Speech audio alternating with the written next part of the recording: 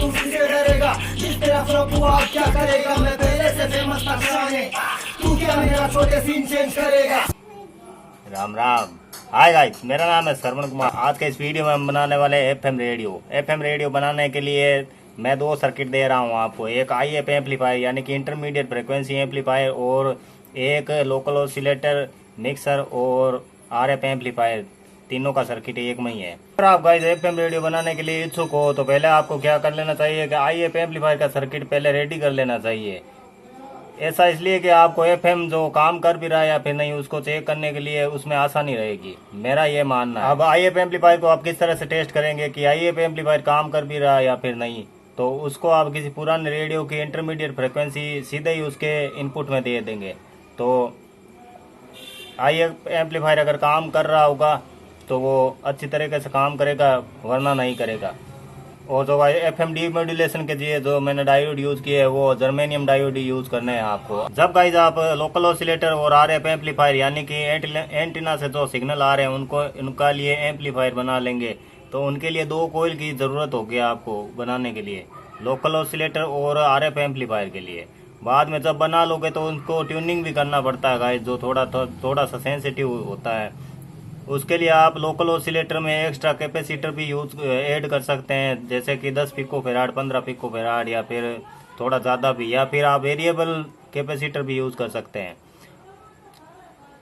आपको ट्यूनिंग करने के लिए गाइज क्या करना है कि वायर दे के वायर का साइज लेना है 0.711 mm, और 5 mm के डायामीटर पे जो आरएफ एंटीना एम्पलीफायर के लिए आपको कोयल में टर्न लगाने हैं 5 टर्न, और लोकल ऑसिलेटर के लिए लगाने हैं आपको 4 टर्न।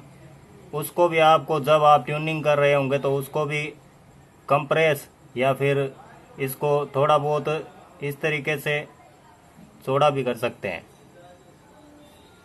इस तरीके से चौड़ा कर सकते हैं, या फिर इसको कंप्रेस करके आपको ट्यूनिंग करना पड़ता है।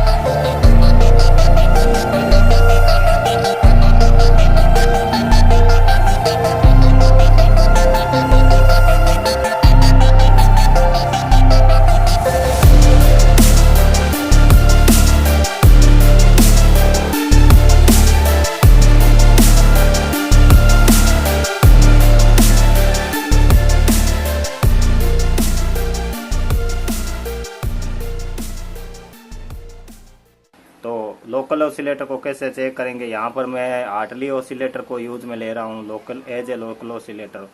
तो हार्टली ऑसिलेटर के लिए आपको पता है जो कोयल होती है उसका सेंटर पॉइंट ग्राउंड होता है, तो अभी हमने ग्राउंड किया था। तो चलिए इसको चेक करते हैं। इसके लिए हमें रेडियो की ज़रूरत होगी, इसी पर हम देखेंगे कि लोकल ऑसिलेटर सही से काम कर भी रहा या फिर नहीं। मैं रेडियो को ऑन करता हूँ।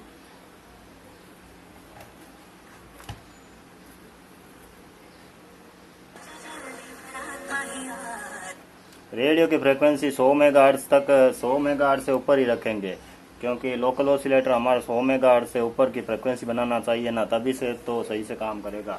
तो यहाँ पर मैं 106 मेगाहर्ट्ज की फ्रिक्वेंसी को सिलेक्ट करता हूँ और देखता हूँ लोकल ऑसिलेटर काम कर भी रहा है या फिर नहीं। तो मैं वॉल्यूम बढ़ा दिया।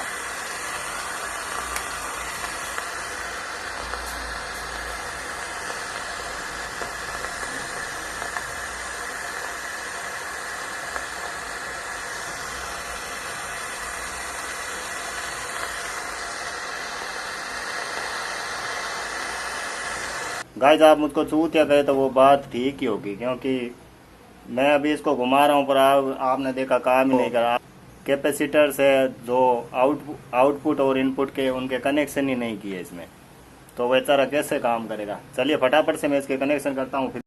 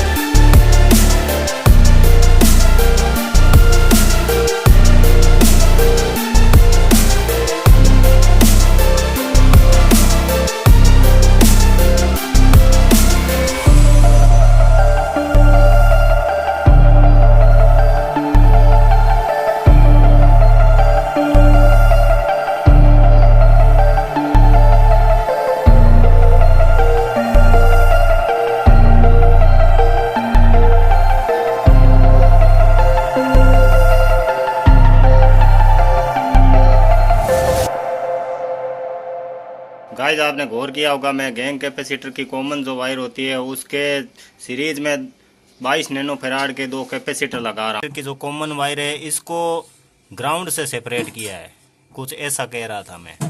यहाँ पर देखिए, जबकि अगर मैं इसको कॉमन कर देता और यहाँ पर ये जोड़ देता और ये सीधे ही यहाँ पर जोड़ देता तो यहाँ पर जो हमारा लोकल ऑसिलेटर है वो काम नहीं कर पाता।